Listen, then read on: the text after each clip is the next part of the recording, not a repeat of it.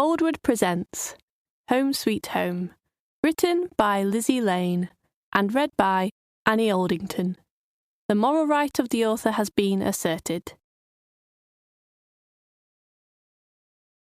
Prologue. Sumatra, September 1942. John Smith eased over onto his side, wincing as he did so. Every bone in his body, every wasted muscle cried out from the effort. Oh, for a bed with proper springs. Just a dream. Something he'd once enjoyed, and nothing like he slept on in this hellhole. A proper bed, even a mattress. What he'd give for a feather bed, or even a mound of moss in the middle of an English field, or a Scottish, Irish or Welsh one. A place where the air was cool and his bed soft. Not like this bloody thing. No more than wooden slats banged together with iron nails. And only a few slats at that. Thanks to burrowing insects and the skin-soaking humidity, the slats rotted quickly and needed frequent replacing. Where slats had not been replaced, only the iron nails remained on the struts sticking up to trap the slack skin of the man who lay on it. It took a great deal of effort to pull them out.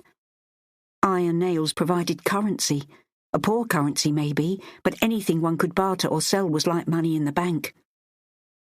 Taken out and hammered straight, they could be exchanged for food, a cigarette, or an extra ounce of rice. You needed a lot of nails to barter for anything like that. Even here, nails had a use. They were needed to form secret compartments in an inmate's bed, or used to form a box which was then buried deep in the dirt floor, anywhere hidden from the nips, their slang for the Japanese and Korean guards.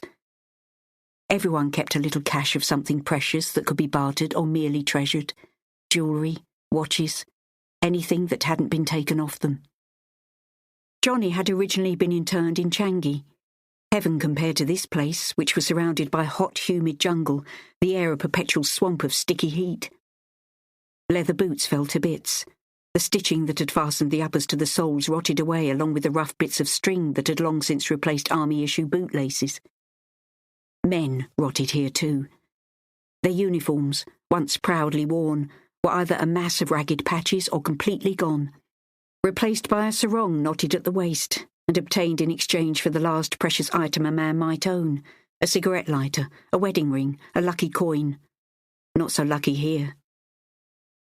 Photographs were vulnerable to both insects and humidity, and photographs were the most precious of all.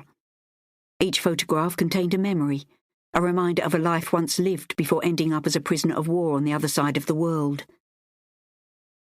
After making sure nobody was watching, John eased the photograph of Ruby Sweet from the tobacco tin he kept it in. The sun was going down, and there wasn't much light left. What with the stink of sweating men and the crowded surroundings, it was hardly the most romantic setting in the world. However, he'd made a habit of studying her photo before he fell asleep. In that moment, he forgot his dire surroundings. Looking at her kept him sane, gave him hope. He'd received no letters from her since he'd become a POW, but then he conceded it wasn't her fault. None of the other blokes had received letters either. The only one he had was the one he'd received before Singapore had fallen.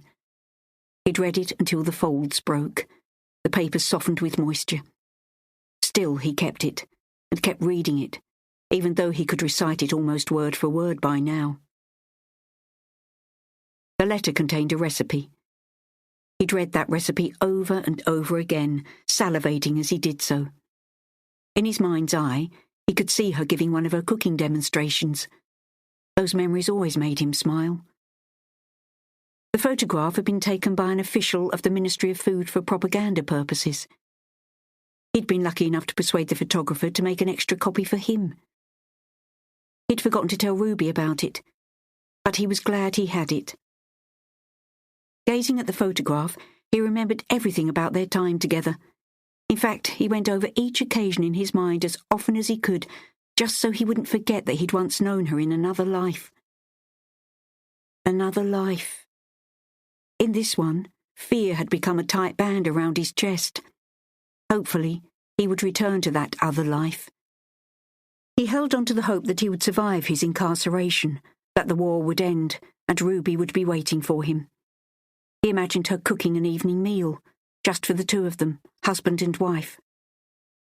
The future he imagined with her might be a leap too far, but a future in which they would be together was the only thing keeping him going. What would she say about that, he wondered, and couldn't help smiling. They'd never expressed anything definite. They'd just flirted. Sometimes they'd argued, but they'd been slowly getting closer. And then there was that day in the field, close to the railway station. I mean, you can't get much closer than that, he thought to himself. He sighed, rolled onto his back and held the photograph to his chest with both hands. If it wasn't for his memories of Ruby, he would go mad. If he didn't cling to the hope of better things to come, he would give up and die. Hope had surged in his chest a few days ago when the Japanese guards had come round with postcards for them to fill in. It was whispered that the cards would be passed to the Red Cross, who would in turn send them to their loved ones. The camp commandant confirmed it. The prisoners, starved, despondent, and abused, had received such promises before. But then no cards had materialised. The conclusion had been that their captors had been playing with them, giving them hope in exchange for them behaving themselves. But this time, the cards had actually materialised. They dared to hope that it wasn't just a ruse. Hopefully, the postcards really would be handed over to the Red Cross and sent home. Like the other blokes, John had avidly filled his in. There had been a fight over the few pencils they'd been handed, and he'd made the mistake of getting involved. The butt of a Japanese rifle had connected with his forehead. His eye had been half closed as a result of it, blood trickling down his cheek. It wasn't the first time he'd been beaten. Everyone had. Bleeding was a consequence of being a prisoner of the Japanese. He'd ignored the blood and kept writing what they'd told him to write. I am well. I am being well treated. The Japanese are winning the war. Nobody dared deviate. It stuck in his craw that he'd had to write the lies dictated to them.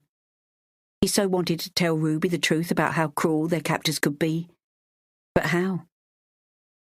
In the past, early on in the war, he'd got round the army censors by adding a cryptic note in his letters that left her in no doubt of where he was and what was going on. That was what he wanted to do now, but it wasn't easy, not here. The guards were watching him closely. The camp commandant and his aides were carefully scrutinising each card. Those whose English were poor merely counted the words, comparing one card with another. How to let Ruby know the truth. A droplet of blood had fallen onto his hand from the cut above his eyebrow where the rifle butt had split the skin, and for a moment he had stared at it, as though surprised there was any blood left in his body. He was that thin. A number of flies began to buzz around the spilled blood. Another droplet fell onto the card as an idea formed in his mind. He glanced swiftly around him. The coast was clear. The prisoners were concentrating on writing their cards, the guards on collecting the finished articles and reading what they'd written. Nobody saw him press his thumb into the droplet of blood that had fallen onto the card. Was it too obvious? He didn't think so. No more than a smudge, almost like mud. Unless one looked very closely. It was done. Now all he had to hope was that nobody would notice it. His heart had been in his mouth as the postcards were snatched and flicked like a pack of cards by an officer who could read English. He might see the right number of words, but he was holding them at the corners. The imprint was hidden. After that, they were placed into a box marked with the Red Cross insignia. The cards were taken away for dispatch. At least he hoped they were. Now John lay back on his hard bed. From outside the tent he heard the chattering of monkeys, the droning of insects, and inside there was the sobbing of a man a few beds down from his.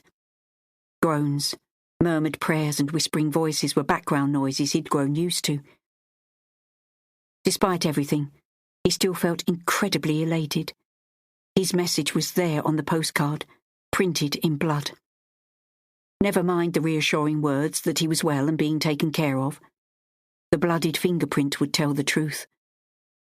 But would Ruby see it and understand? He sorely hoped that she would. Chapter 1. England. On the day Mary Sweet finally left Oldland Common for good, the train journey to the east of England seemed to take forever. It had been bad enough the first time round when she'd fled in haste to visit Michael in hospital. Fear and apprehension had travelled with her, and the dull weather had done nothing to raise her spirits. She'd left early in the morning in autumnal darkness, a darkness that had only lightened to grey thanks to the gloomy sky and pouring rain.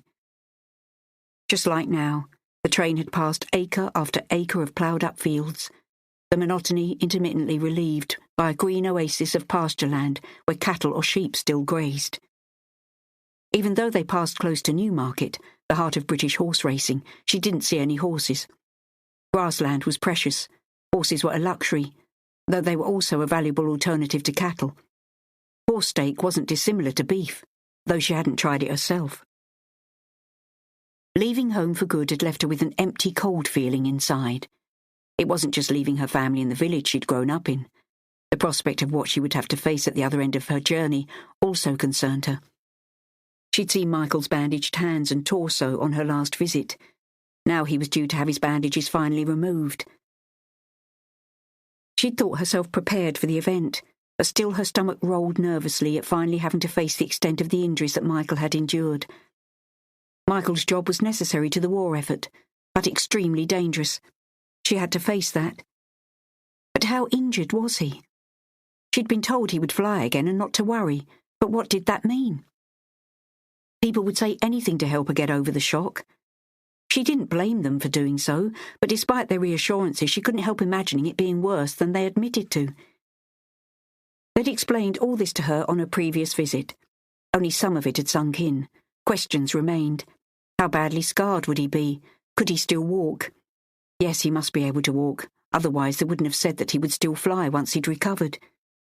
But his hands, his beautiful hands, would he be able to feel her when he touched her?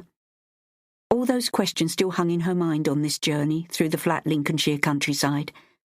Before she'd left, her father had taken her to one side and reminded her of where she needed to be. "Your place is with him, by his bedside." "I should have moved there when he asked me to," she replied.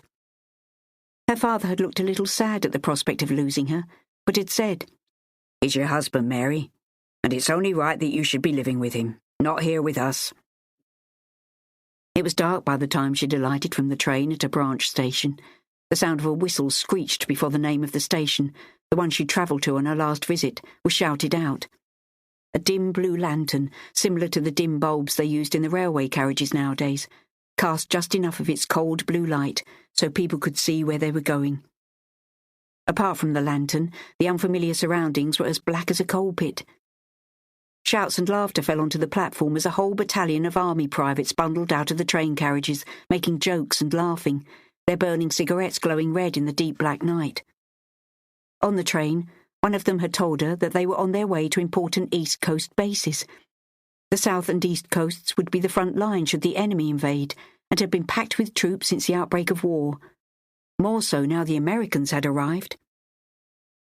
She had looked at the faces of the private and his companions, bright and cheerful despite the gloomy compartment, young faces that would soon turn old and worldly wise once they'd experienced what a war really was. What the station lacked in light it made up for with other noises, besides those of the men in uniform. Their boots clattered over the platform, and clouds of steam hissed from the underbelly beneath the locomotive and the funnel on top. In her heavily pregnant state, Mary's sense of smell was extremely acute, sickeningly so sometimes. Damp wool, men's sweat, cigarettes and smoke smelling of cinders from the steam engine formed an acrid brew that made Mary gag. Swaying slightly and closing her eyes, she placed her hand over her nose and mouth. The crowd pressed on around her, a human tide surging towards the ticket inspectors and the exit, the former only serving to slow the flow but determined to do their job. Once the throng had largely dissipated and she had room to breathe, she placed her case between her feet, took a deep breath, and looked around her. Last time she'd come here, Mike's friend Guy had been waiting for her and taken her straight to the hospital, where she'd stayed until it was clear Mike was out of danger. Then she'd return to the only home she'd ever known, to pack up and return. The light from the lantern threw a pool of light immediately in front of her. Whoever had been sent to pick her up would see her here, picked out by the poor light and close to the station clock. She looked up at it, saw its Roman figures. 9 o'clock.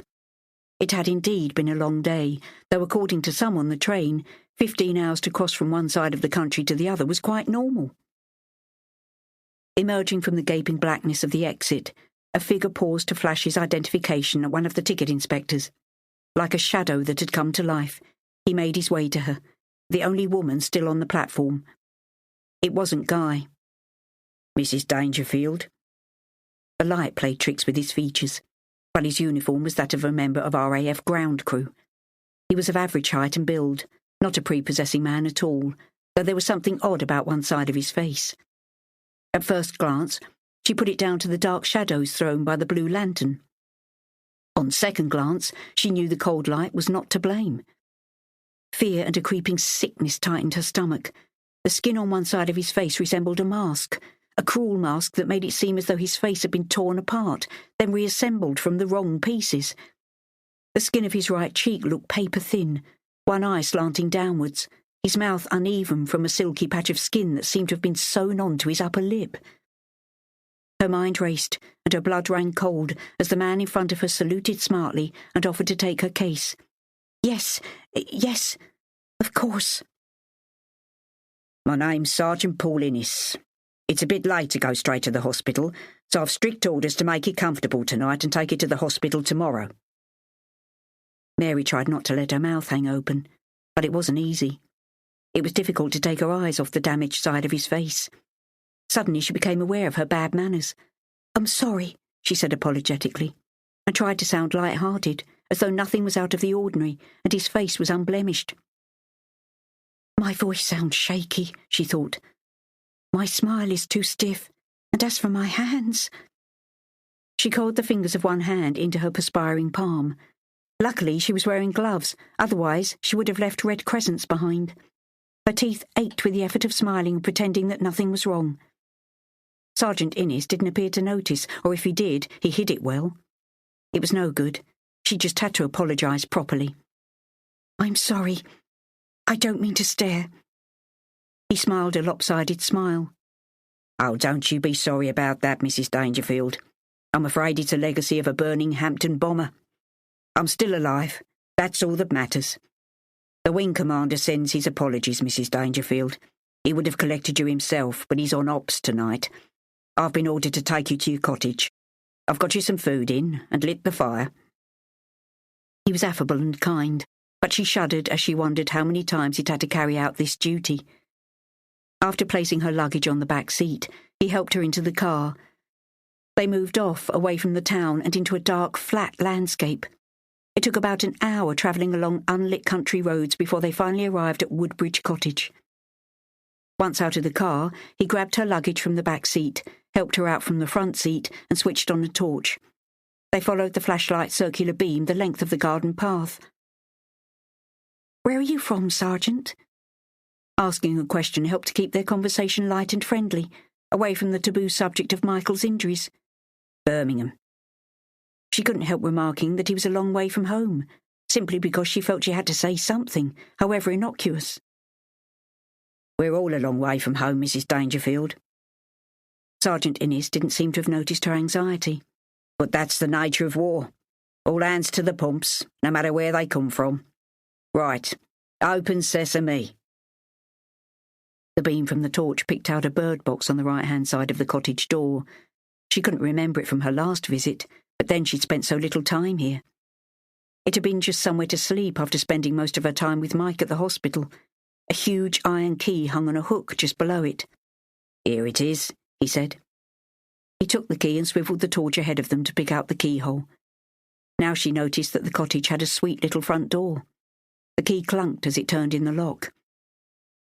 Although the sergeant wasn't that tall, he had to duck to enter, and the top of her head barely missed the frame too. She smiled at the thought of Michael hitting his head on its low oak lintel. A pang of regret clutched at her heart. If only she'd come here sooner. They could have enjoyed some time together, talking about the baby, walking through the surrounding countryside. On the first visit, she'd stayed here all alone. Hopefully on this visit, she wouldn't be alone for too long. Precious as it was, some time together was all it would have been if she'd come up earlier. Nothing she could have done would have prevented what had happened. Because it had been dark, she hadn't seen much of the garden and had been too preoccupied to notice anything on her first visit. Tonight she smelt damp green leaves and fertile earth, and imagined that in summer it was a riot of smells and colour thanks to sweet-scented stock, honeysuckle and lavender. Although the countryside was flatter than at home, the smells at least were the same. The door opened directly into the living room, where a welcoming fire glowed in the grate. Once the blackout curtains were pulled, Sergeant Innes switched on a table lamp. The room echoed the look of a summer garden with its chintz-covered armchairs and flowery curtains. Despite the fact that the seats of the chairs sagged a little, they looked comfortable. The sergeant offered to take her suitcase upstairs for her. "There's no need. I can manage." She wanted him to go. Her legs felt terribly weak. She reached out and grasped the back of a chair. Sergeant Innes reached out as if to steady her. "I think you need to sit down, Mrs. Dangerfield. You've had a long journey in your condition." "Oh, don't worry about me," she said, attempting a light laugh. "You surely have more important duties with the Air Force." "Not at all. That's what I'm here for, Mrs. Dangerfield. Would you like me to make you a cup of tea before I leave?" "No," she said, managing a weak smile. "I'm quite fine now." There was a kindness in his eyes. "Now, this here's the kitchen," he said. The door he opened was almost a mirror image of the front door, planks of pine nailed to 2 cross braces. "I remember," said Mary. "Ah, yes. Of course you do. Well, there you are. It's small but cosy. I've got you in a few tinned things, your bacon ration and some eggs. Had a hard job getting those," he said to her. "But where there's a will, there's a way. And a farmer over the back field willing to gamble just about anything in a game of cards." He winked. The corner of his damaged right eye drooped downwards, giving him a strange, almost roguish look. "Trouble is, he isn't much of a gambling man. Oh, and I persuaded Mrs. Catchpole, who does a bit of cleaning for the officers, to make a nice toad in the hole. Not that there's likely to be many toads in it, but I guarantee it'll be tasty." For the first time since seeing his injured features, Mary controlled her fear and looked him directly in the face. "Thank you, Sergeant. I think I'll be very comfortable here." "No bother, Mrs. Dangerfield. Not sure what time I'm to pick up your husband, but don't count on it being too early." "Whatever time is fine. It gives me a chance to settle in." Once the door had closed behind him and the big iron key was hanging on yet another nail to one end of the fireplace, Mary sat down and thought about things. Just as she'd composed her expression to face Sergeant Innes, she'd have to do the same for her husband when she saw him tomorrow. It wouldn't be easy, and she thought about it long and hard, so long that she hardly noticed that the only light in the room was from the glowing fire and the meagre table lamp. Dancing shadows played over the walls, but they didn't worry her. Today was almost over. It was tomorrow she was worried about. How would she cope? She took a deep breath. "Control yourself. Be calm." The words popped into her mind, and she took instant notice. The best thing to do is to keep yourself occupied. Determinedly, she got to her feet. Sergeant Innes had gone to a lot of trouble. It was only right that she should enjoy what he'd arranged for her. She recalled Michael telling her that although far from town, the cottage had some degree of electricity downstairs. "Upstairs it's candles or oil lamps," he told her. Her first stop was the kitchen. Besides the eggs and bacon Sergeant Innes told her about, she found bread and cheese, tinned meats, and fresh vegetables set in the middle of a simple pine table. She couldn't help wondering whose ration card had been used. A covered pan containing the toad in the hole was keeping warm on top of a cast-iron range. The coals in the firebed glowed hot and red. Despite the iron cover, the smell escaped, making her nose tingle and her stomach rumble. However, eating could wait. This was the cottage Michael had earmarked to be their home for the duration of the war, or at least as long as he was stationed here. There was no gas stove. Not surprising, really. They were in the midst of fertile agricultural land, some of the best in England. She guessed there was no gas for miles. As long as she kept the kitchen door open, the range would heat the house and cook the food. Hunger hadn't been much of an issue the first time she'd been here, as she was so worried about Michael. But now he was coming home, and she had it in mind to make sure the house was well presented. In the morning, she would explore the garden and pick some flowers, even if she had to put them in jam jars around the house. After placing the tin things onto a dresser and the rest into a metal meat cupboard, she wandered back into the living room. Downstairs, the cottage had only the 2 rooms, the kitchen and the living room. The large inglenook fireplace took up 1/3 of a wall, and while the furniture was shabby and the carpets worn, the atmosphere was warm and cosy. The smell of polish lingered in the air, evidence that someone cared for the cottage and was doing what they could to make the old furniture last that bit longer. Armed with the wax candle she'd found in a kitchen drawer, she made her way upstairs. The candle flame flickered in the draught as she explored the 2 bedrooms. The front bedroom, the largest, held a double bed with a plain wooden headboard and smaller matching footboard. The floors were of bare wood, a rag rug in pink and red to one side of the bed, a smaller green one close to the window. The curtains were of a paisley-patterned fabric in matching colours. A wine-coloured satin eiderdown sat on top of a faded candlewick bedspread that might once have been yellow but was now a very pale lemon. The second bedroom had a small square window, a chest of drawers and a single bed with a patchwork cover. She opened the window at the exact same time as the moon chose to emerge from behind a navy-blue cloud. The air was crisp and cold. The flat land of Lincolnshire was spread out before her like a patchwork counterpane. The blackout curtains were not drawn.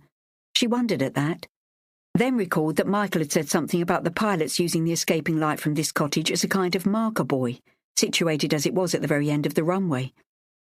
Against blackout regulations and all that, but we don't get many enemy bombers up here. Too far and not too much for them to bomb when they get here. Except us, that is. He'd laughed at his own joke. At least she'd thought it was a joke. Perhaps that business about bombers being able to see a light from 10,000 feet was rubbish. The sight of the moon stirred a vein of anger inside her. She slammed the window shut and pulled the curtains, blotting out its silvery light. She didn't want to look at the moon, the bomber's moon, as Michael had described it. It's great for navigation, he'd told her. The moon shines on a river, the water reflects light, so we follow water or a river all the way to our target. Once we get there, we can see everything. He'd been more reticent about adding that, because they could more easily see the ground. Those on the ground could also see them.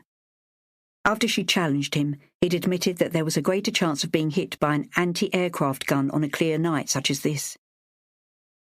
Just for once in her life, she found herself hating the moon, yet there had been a time when she'd loved it. She didn't know for sure whether the moon had been shining on the night Michael had been hit, but she couldn't help hating it in case it had aided his plane being shot down. She managed to eat some of the toad in the hole and left the rest for the next day. In the morning, she ate only a slice of toast and drank a cup of tea, and even had trouble keeping that down. Yes, there was the usual feeling of nausea, but this morning it was coupled with a sickening fear that lay in her stomach like a bag of rocks. Closing her eyes, she willed it to pass and uttered a heartfelt prayer. Please, God, don't let him be too badly scarred. Please. Chapter 2. It was a day in autumn 1942, not long after Mary had left to join her husband Michael, when something happened that made her cousin Frances determined to find her mother. Perhaps it might never have entered her head if it hadn't been for her cousin Ruby's hand-me-down red dress, and her friend Pearl, suitably armed with her ration card, insisting on calling in at Mother Powell's for a packet of Woodbines before they went to the dance that evening at the church hall. Gertrude Powell's shop meant a bit of a detour, but Pearl had been insistent. I can't go without a smoke, Frances. Sure you don't want to join me? Smoking didn't appeal to Frances. The taste was bad enough. The smell of people who did smoke was even worse. I've no wish to smell like an ashtray, she'd countered. Pearl was seeing a freckled-faced boy named Ty. He was from New York, and kind of boastful because he came from the Big Apple, as he called his home city. He wants us to go the whole way before he heads for France, Pearl whispered, as they tottered on 3-inch heels down Court Road to the village store. Frances sucked in her breath. Are you going to? I don't know. I want to, but, well, my mum would kill me if I got pregnant. So you won't let him? I didn't say that. I might. I mean, you know how it is. There are times when you just can't help yourself. Frances thought about Ed, his sweet words pouring like honey into her ear, the feel of his body against her, the boyish face and the touch of his hands. Although she was fond of him, she wasn't sure whether she was inclined to give in. Mrs. Powell looked up when they entered, her black eyes fixing them with a dull glare, her nostrils flaring. Her face was white, and her hair and clothes as black as her eyes. She wore no discernible expression, said nothing, and stood stiff as a poker. If they didn't know better, they might think she was made of wax, not real at all. 5 woodbines, please. There's my ration book. Pearl slammed her mother's ration book down on the counter. While Mrs. Powell stamped her ration book and reached for the cigarettes, Pearl held her skirt some way above her knees and asked Frances if her stocking seams were straight. Not that they were real stockings, of course. Real stockings were hard to come by these days. My little brother drew them with the brown from the box of crayons he had for last Christmas. The trouble was he wasn't wearing his glasses. Frances fancied that one seam was a little crooked, but not enough to worry about. They're fine. Did you use gravy browning? Gravy browning turned white legs a more subtle shade of brown, almost like stockings, but not quite. Dropping her grip on her hem, Pearl shook her head. I got some of that natural brown stuff in Woolworths when I last went to Kingswood. I heard it doesn't go all streaky in the rain like gravy browning. What did you use? Bisto. But I think I'll get some of that stuff you've got when I'm in town next. Bisto does run something terrible. That stuff I got in Kingswood works okay. Pearl said okay with an American drawl that Frances found quite fascinating. It was as though Pearl was readying herself for a life with her American among the skyscrapers of New York. Mrs. Powell, who had progressed from wax-like stiffness to outright impatience, began tapping her fingers on the counter. Anything else? Pearl didn't hear her, busily whispering in Frances's ear about her freckle-faced American. He has such a nice body. Excuse me? Mrs. Powell's voice rattled into their conversation. I have other things more important to do than wait on a couple of young floozies out to throw themselves at anything in trousers. Pearl's mouth dropped open. Frances was taken aback, but rebounded swiftly. There's no need for that, Mrs. Powell. We're paying customers. Glowering, Mrs. Powell snatched the cigarettes back and threw the ration book across the counter, where it slid off the edge and onto the floor. Pearl turned bright red. What about my cigarettes? You'll have to do without, snarled Mrs. Powell. Get some off your American friends. I dare say you'll be giving them something in return. I don't like your insinuation, declared Frances. Although she was seething inside, she lifted her chin high and spoke with cold precision. Insinuation? Insinuation? Gertrude Powell, a middle-aged woman who looked older than her years, laughed, though not jovially. It conveyed nothing but contempt. There's no insinuation about it. You come into my shop and keep me waiting while you hitch up your skirts and show your knickers. Pearl looked horrified. I was only checking my seams. She sounded as though she was about to burst into tears. That's a disgusting thing to say, snapped Frances. She was just showing me her stocking seams that her brother drew on her legs. So let's have the woodbines. I've told you, no, said Mrs. Powell. Her pointed features jutted forward over the counter, reminding Frances of a gargoyle on a church roof. Now get out of my shop! No, Frances said, her expression just as adamant as that of the shopkeeper. Eyes unblinking and without sparkle, Mrs. Powell ignored the ration book Frances was holding out to her. As for you, she said, looking Frances up and down, you're no better than that fancy cousin of yours, always with a different fella. Is that a red dress you're wearing beneath that coat? Yeah, I can see it is. Well, that's no big surprise, is it? Given what your mother was like. A scarlet woman, if ever there was one. I hear tell that she liked soldiers too, and the more the merrier. Up until this moment, Frances might have treated this whole affair differently.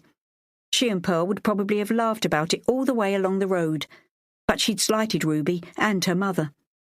Frances could barely remember her mum, but she couldn't stomach the older woman's insults. Take that back, you evil cow! Pearl gasped.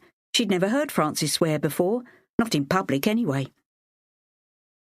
Mrs. Powell's coal black eyes glared at Frances from deep sockets. Her spidery fingers gripped the countertop as though she were using it to keep herself upright. "I'll do no such thing. Your mother was a Jezebel, a scarlet woman, a whore, a slut, and any other name you can think of that means the same thing." Tears stinging her eyes, Frances ran out of the shop, the strident words ringing out behind her, Pearl at her side. Once outside, Frances took deep breaths and told herself to calm down, that they were just cruel accusations, that Mrs. Powell was unhinged.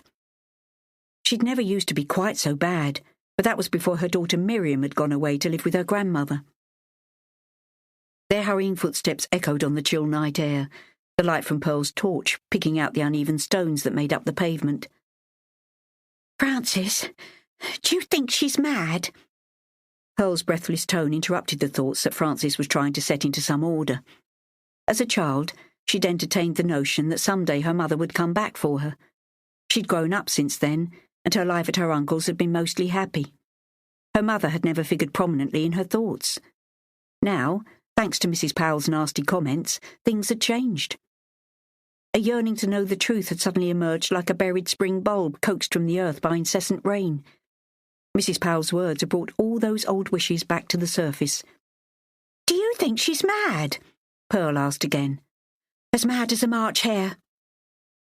They'd sped on in silence towards the village hall, Frances wondering how much Pearl had taken in and what she thought of the outburst. Even though she'd barely known her mother, it pained Frances to have her maligned. Surely she can't have been that bad. She didn't want Pearl to think so. But Pearl had noticed. "Those things Mrs. Powell said," Pearl began, her voice hesitant. "Were they true?" "No," snapped Frances, glad of the blackout. Pearl must not see that her eyes were moist with hot tears.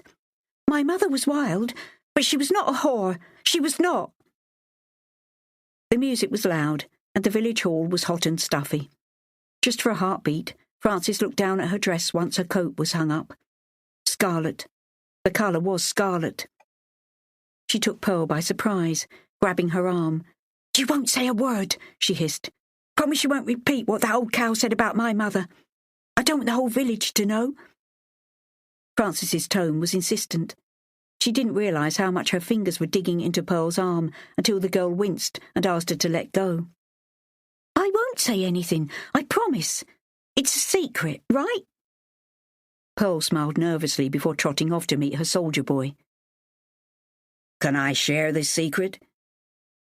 A handsome stranger, a Yank at that, emerged, it seemed, from nowhere. He had black hair, an inquisitive expression, and held a cigarette in his right hand.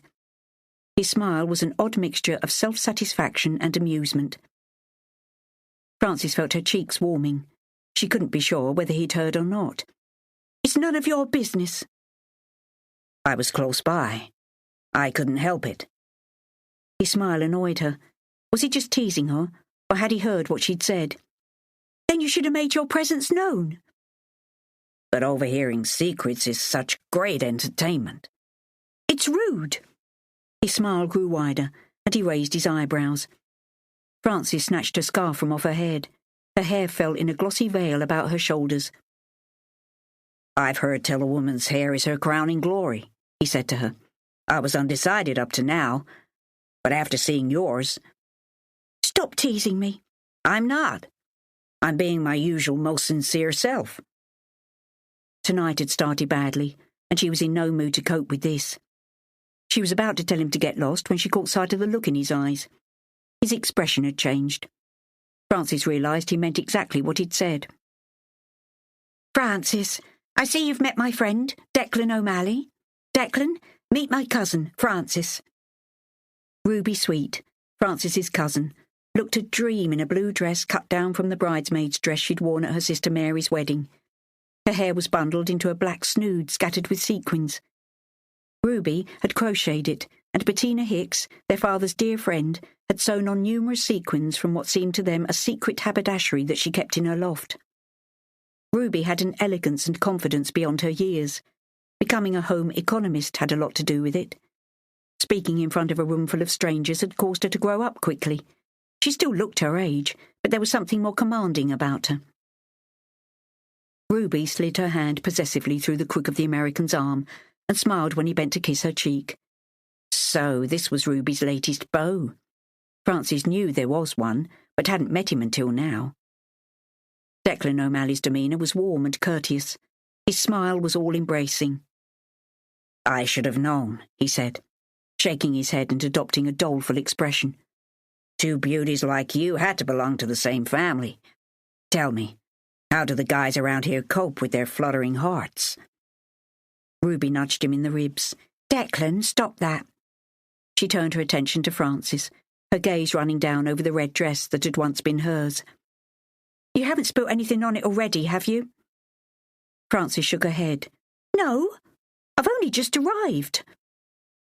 "You look flustered." "Are you a little peeved?" asked a smiling Ruby, still clinging on to the American's arm. "Of course not," Frances responded hotly. "Why should I be?" In the presence of the good-looking American, Frances held back from telling her what Mrs. Powell had said. Ruby wasn't fooled. Looking her cousin in the eye, she said, "Frances, I can tell, you know." She turned and smiled at Declan O'Malley. "My cousin has always worn her heart on her sleeve, even when she was a child." Declan's expression was inscrutable. "But she's not a child now. That much is obvious." Frances had been simmering at being referred to as a child. "That's right, I'm not." Ruby apologised. "It's just that you seem a bit off." "I'm fine. I was just wondering whether red suits me." A small frown puckered Ruby's forehead. "Of course it does. Actually, it suits you better than it suited me. Red is your colour. Don't you think so, Declan, my love?" Declan, a knowing smile on his lips, added his opinion. "I have to agree with Ruby. You look like a movie star. Perhaps I can have the pleasure of dancing with you later on?" His very black pencil-thin eyebrows rose with quizzical amusement. "Perhaps you can," returned Frances, unable to stop herself from blushing. His smile was warm and full of the confidence every American seemed to have in buckets. "I'm not the best dancer in the world, but I promise not to step on your toes." Wishing her face didn't feel so hot, Frances tossed her head so that her hair fell around her shoulders in the seductive way it had earlier. "Oh, I don't think you're being honest, Declan. I bet you're a really good dancer." "I try to be." "There," Ruby said in breathless exclamation. "My good friend Declan is in agreement with me. You look good in red. It's been confirmed." Frances thanked them both, at the same time wondering that Ruby had called Declan a good friend, not my sweetheart, my boyfriend, though she had referred to him as my love earlier. But that was without meaning, Frances decided. Ruby tended to use the same endearments for customers, for everyone. Ruby flitted from one man to the next, never staying too long in the company of any of them, except her driver, thought Frances. Johnny Smith, the corporal from the Royal Corps of Transport, had been assigned to her by the Ministry of Food. It had been his task to drive her from one baking demonstration to another. Ruby had spent more time with him than any other man, even if only in a working capacity. But Johnny Smith had been taken prisoner when Singapore had fallen to Japanese invasion. If it hadn't been for that, who knew what might have happened between the pair of them? Frances said nothing until Ruby's friend Declan was out of earshot on the other side of the hall ordering fresh drinks. He'd been cornered by George Gibbs, an old farmer who was out tonight dressed in his Sunday best, which, unfortunately for him, smelled of mothballs and mouse dust. Frances took advantage of being alone with her cousin to ask about her mother. "Ruby, do you remember my mother?" Ruby frowned. "No, not really. Do you know where she is?" Ruby appeared agitated. At the same time, she surveyed the dancers on the floor as though their steps were slightly out of sequence and needed a severe frown to bring them into line. "I'm not sure. You need to ask my dad." Ruby's eyes continued to search the dance floor. Her lips were sucked inwards. "You mean Uncle Stan knows?" Ruby shrugged and still didn't meet her cousin's look. "I don't know, not for sure. What's brought this on?" "I would like to meet her." Ruby's frown returned. "Meet her? After all this time? She's my mother. I want to know what she was like." Seeing the desperate look in her cousin's eyes, Ruby reconsidered. "Well, I suppose it's only natural that you'd want to meet up with her, but—" The time seemed ripe to change the subject. "The spread looks good. If you hear what seems like thunder, don't worry, it's just my stomach rumbling." Ruby pretended to treat the matter in a light-hearted manner. At the same time, she eyed Frances with nervous apprehension. She'd not expected her cousin to ask something like this. What with that, and the way she'd seen Declan look at Frances, the night had not turned out exactly as she'd hoped. Turning the conversation to food was an acceptable alternative to discussing more serious matters. "We're not allowing anyone to indulge until the interval, or there'll be nothing left. I think the apple cake will go well, don't you? Did you know that dried apples are fetching 9p per pound?" Frances replied that she didn't know. Quite frankly, she didn't care. But if it took discussing the price of dried fruits to stop Ruby's questions, then she would do it. "Dates are the cheapest, 7p a pound." Declan still hadn't returned from fetching drinks for himself and Ruby. Ruby carried on talking about the price of provisions until he'd signalled from the other side of the room, raising the 2 drinks he'd bought. "I'd better go." Ruby paused, her expression one of concern. "You will be all right, won't you?" Frances nodded. "Why shouldn't I be?" Ruby stroked her cousin's arm in a gesture of sympathy. "We'll talk about it later. Is that all right with you?" Frances nodded again. Ruby was not to know that she'd already made her mind up. She was going to find her mother. Nobody would stop her. She wouldn't let them. On the other side of the room, Declan handed Ruby her drink. "Does your cousin want something?" Ruby lay her hand upon his arm. "With regard to your comments to my cousin and the way you looked at her, Declan, can I remind you that Frances is only 15 years old?" His smile gave nothing away. "I don't know what you mean." Ruby wasn't fooled. Her jaw was set, her eyes hard. "Oh, yes, you do. You know very well.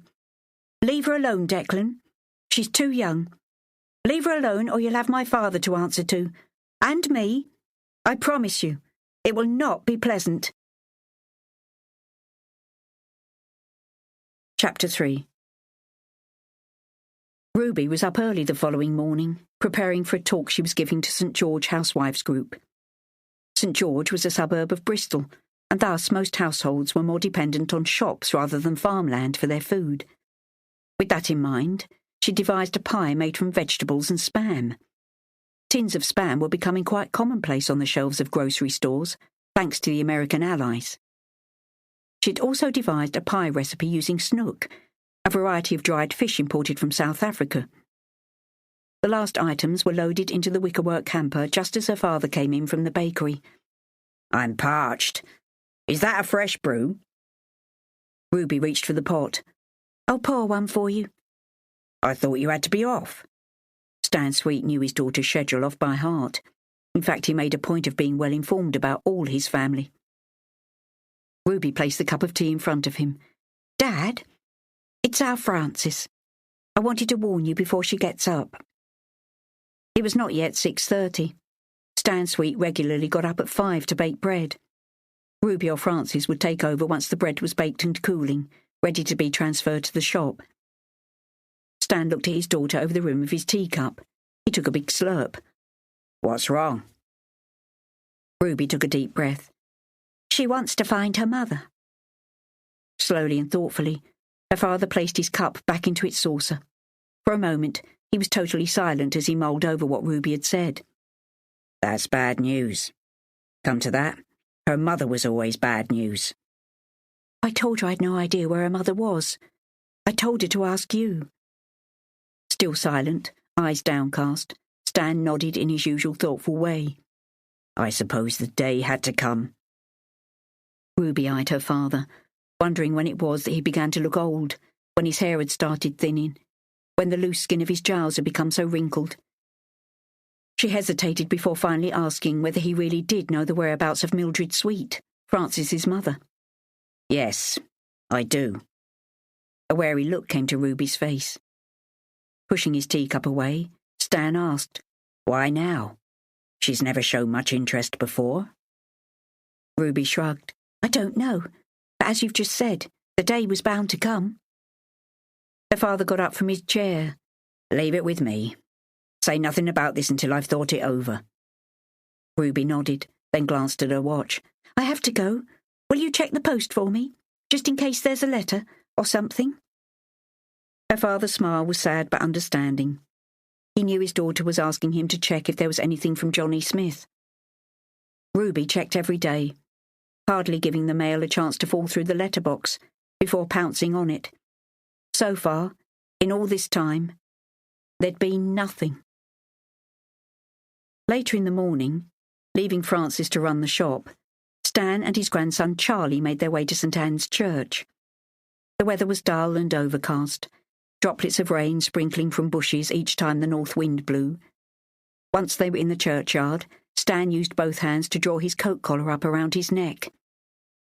Finding he was no longer constrained by his grandfather's firm grip, Charlie broke into a tottering run, gleefully laughing as twigs and leaves blew across his path.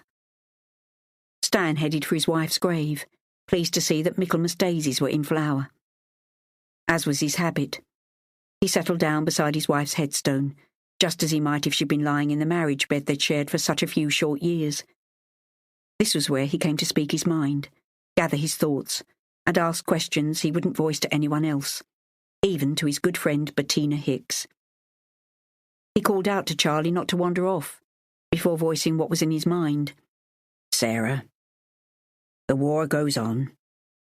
All our family is safe and sound, at least for the present. Mary rang me yesterday from Lincolnshire to say that Michael's doing well, and that it won't be long before he's home and maybe flying again.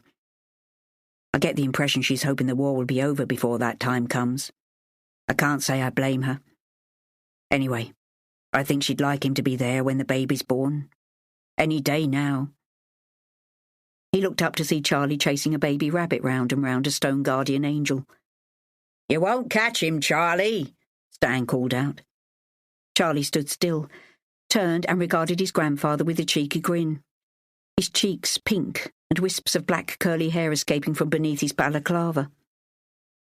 Buns! Charlie shouted, pointing to where the baby rabbit had been.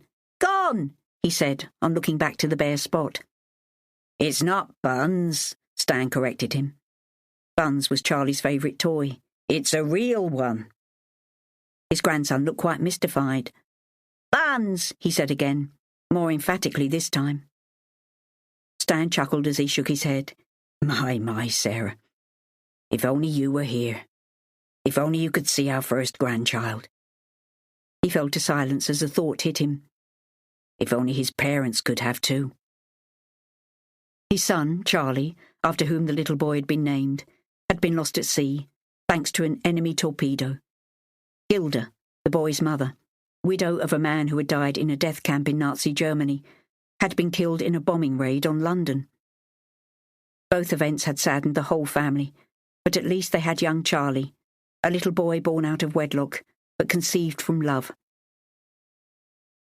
Stan focused on his wife's name carved on the headstone. A frown furrowed his brow. Young Frances has asked about her mother. She wants to meet her. She hasn't asked me as yet, but she told our Ruby. Ruby told her she must ask me, that I'm the only one likely to have her mother's address. Stan rubbed his hands together, feeling their powdery roughness. Baking was not quite the soft-handed option that people tended to think. Flour could roughen hands. In fact, flour could be downright flammable. The thing is, Sarah, I would prefer that she didn't meet her mother.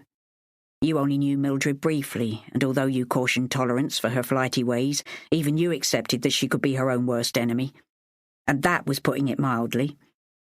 So until she asks me, I won't broach the subject. I had a letter from Mildred a while back when she asked me for money. Not how her daughter was, but money. That is Mildred all over, totally selfish. Stan sighed. He'd thought the past was all over as far as his niece was concerned. It wasn't so. I should have known better. Call me a coward, but I can't face giving Frances the information she needs to find her mother. She's only going to get hurt. But I guess if she asks, I'll have to tell her.